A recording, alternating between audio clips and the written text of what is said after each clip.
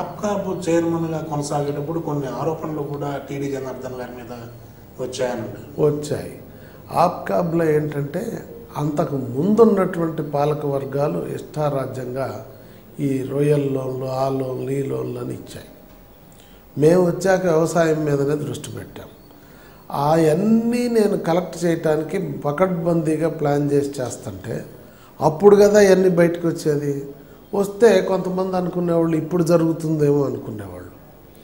అట్లా ఆరోపణలు సహజంగా ప్రతిపక్షం వాళ్ళు చేస్తారు. అంటే కోట్ల రూపాయలు వెనకేసుకున్నారు ఈ రుణాల పేరుతోటి.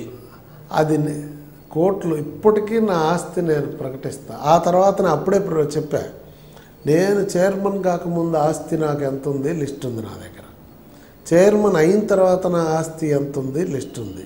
రెండు కూడా ముఖ్యమంత్రి గారికి చూపించాను.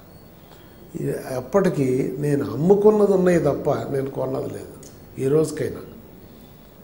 అదేవిధంగా ఆ రోజు ఆరోపణలు వస్తే రాజశేఖర రెడ్డి గారు, మా ప్రభుత్వం పోయిన తర్వాత రాజశేఖర రెడ్డి గారు చంద్రబాబు పాలన మీద వేసిన 23 హౌస్ కమిటీల్లో నా మీద కూడా ఒక హౌస్ కమిటీ ఉంది. అది కూడా ఎవరు, ఆయన అడిషనల్ చీఫ్ సెక్రటరీ ఆయన నాయకత్వాన్ని వేశారు. వేస్తే ఆయనకి మా ప్రభుత్వంలో మేలు జరగలేదట. ఇక ఆయన వేసిండు అంటే నువ్వు పని అయిపోయిందన్నారు. నన్ను అయిపోతే పోనీ చేసేదే ఉంది. నేను ఒక్క వ్యక్తిని కూడా ఈ కమిటీ వేశారు, ఏం చేయాలి, ఏం చేద్దామని ఆలోచించాలి. ఏముంటే అది చూసుకొని జరుగుద్ది అనుకున్నా. చెప్పారా మరి చంద్రబాబు నాయుడు గారికి చెప్పారా ఇందులో వచ్చే ఈ ఆరోపణలు ఏం ఒక 1%? బాబు గారికి తెలుసు, బాబు గారికి చెప్పాను, నా ఆస్తులు చూపించాను. నేను జగ్గయ్యపేట చైర్మన్ అయ్యి హైదరాబాద్ పోయి మకాం పెట్టాలంటే ఇప్పటికి జగ్గయ్యపేటలో సైట్ ఉంది. పాత మండల పరిషత్ ఆఫీస్ పక్కన 14 సెంట్లు 10.5 లక్షలకు ఆ కాలంలో అమ్ముకొని పోయి తద్వారా స్టార్ట్ చేశాను. తెలిసిందా? ఆ తర్వాత ఇక అవన్నీ ఉన్నాయనుకోండి. ఏ రోజు మా కుటుంబం, మా నాన్న కానీ, మా నాన్న ముక్కపాటి వెంకటేశ్వరరావు గారు సమితి ప్రెసిడెంట్లు, వసంత నాగేశ్వరరావు ఎమ్మెల్యే, సమకాలీకులు. వాళ్ళని అడిగితే చెప్తారు మా నాన్న నైజం ఏంట. ఆయన దగ్గర డబ్బులు ఉన్నంత వరకు ఇంకోటి ఖర్చు పెట్టనిచ్చేవాడే కాదు. నిజానికి ఇద్దరు సమితి ప్రెసిడెంట్లుగా ఉంటే ముక్కపాటి కంటే మాకే ఆస్తి ఒరిజినల్గా ఎక్కువ ఉండేది. కానీ ఆ తర్వాత మేమంతా 150 ఎకరాల ఆస్తి మా నాయనమ్మ మా నాన్నకి ఇస్తే 50 ఎకరాలు మిగిలింది. ఈ హౌస్ కమిటీలో అయితే హౌస్ కమిటీ వేశారు. వేస్తే హౌస్ కమిటీలో మరి మొత్తం తెల్లం అయిపోయింది. చెప్పారు. తర్వాత వచ్చిన పాలకవర్గం బాగు చేసింది కానీ ఏమాత్రం నష్టం చేయలేదని చెప్పేసి తీర్పిచ్చారు. క్లీన్ చిట్ ఇచ్చారు.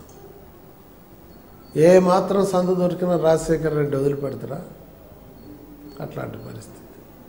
అందువల్ల ఎప్పుడు కూడా ఎక్కడ తెలిసి ఎక్కడ నా వల్ల పొరపాటు జరగదు. తర్వాత టీడీపీ రెండవది, కృష్ణా జిల్లా సహకార కేంద్ర బ్యాంక్ అధ్యక్షుడిగా నేనున్న కాలంలో నబార్డ్ నుంచి బెస్ట్ పెర్ఫార్మెన్స్ అవార్డు తీసుకోవటం జరిగింది. దాదాపు అన్ని సంవత్సరాలు. ఆప్కాబ్ కూడా చరిత్రలో పనితీరు కోసం అవార్డు నా కాలంలోనే వచ్చింది. ఇప్పటికీ ఆప్కాబ్లో మొట్టమొదటి గేటు దగ్గర శిలాఫలకం వచ్చింది. అంతేకాదు, వ్యాపారం అభివృద్ధి చేయటంలో మేము ఏం చేసామో ఇప్పుడు ఏం జరిగిందో చరిత్ర రికార్డు చెప్పుద్ది. అంతేకాదు, భారతదేశంలోనే సహకార వ్యవస్థని కాపాడటం కోసం సరళీకృత ఆర్థిక వ్యవస్థ వచ్చిన తర్వాత వాణిజ్య బ్యాంకులు, గ్రామీణ బ్యాంకులు, సహకార బ్యాంకుల మధ్య పోటీ, మైదానంలో ఈ ముగ్గురు పోటీ ఉన్నాయి. సరళీకృత ఆర్థిక వ్యవస్థ వచ్చినాక అప్పుడు దాకున్న పాత బకాయిలను తీర్చుకొని వాటి పనితీరు మెరుగుపరుచుకోవటానికి వాణిజ్య బ్యాంకులకి ఒకసారి ఆర్థిక సహాయం ఇచ్చింది ప్రభుత్వం, గ్రామీణ బ్యాంకులకు ఇచ్చింది, సహకార బ్యాంకులకి ఇవ్వకపోతే ఇద్దరు బిర్యానీ తిన్న మనుషులను ఒకడు ఉపవాసం ఉన్నవాడికి పోటీ పెడితే ఎట్టుంటుంది. అట్లుంది బ్యాంకింగ్ రంగంలో. నేను చైర్మన్ అయినప్పుడు, ఫెడరేషన్ చైర్మన్గా బాధ్యత తీసుకున్నప్పుడు, అప్పుడు నేను భారతదేశంలో అన్ని రాష్ట్రాల అధ్యక్షుల్ని పిలిచి మాట్లాడితే, ఈ స్వల్పకాలిక దీర్ఘకాలిక అన్నానుగా ఇంతకుముందు, ఈ పాకిస్తాన్ ఇండియాలాగా ఉండే వీళ్ళ పరిస్థితి. ఒరే నాయన ఏందిరా ఈ కథ, ఇద్దరికి ఉన్నది ఒకటే సమస్యలు, పరిష్కారంలో కలిసి చేస్తే తేలిగ్గా పరిష్కారం అయిద్దని అందరిని నచ్చజెప్పి అప్పుడు దాకా అందరిని కలిపి తీసుకొని గవర్నమెంట్ దగ్గరికి పోయి ఢిల్లీ ప్రయత్నం చేశారు. ఆ ఇద్దరు సీనియర్ చైర్మన్లు ఉన్నారు కదా, అరే మిస్టర్ రావు మేము ఇవన్నీ చేసి ఉన్నావయా, నువ్వు ఇప్పుడు కొత్తగా వచ్చి ఏం చేస్తావయా అని నన్ను డిస్కరేజ్ చేసేవాళ్ళు. కానీ ప్రయత్నం చేద్దాం, నా మాట వినండి అని బతిలాడి తీసుకొని పోయా.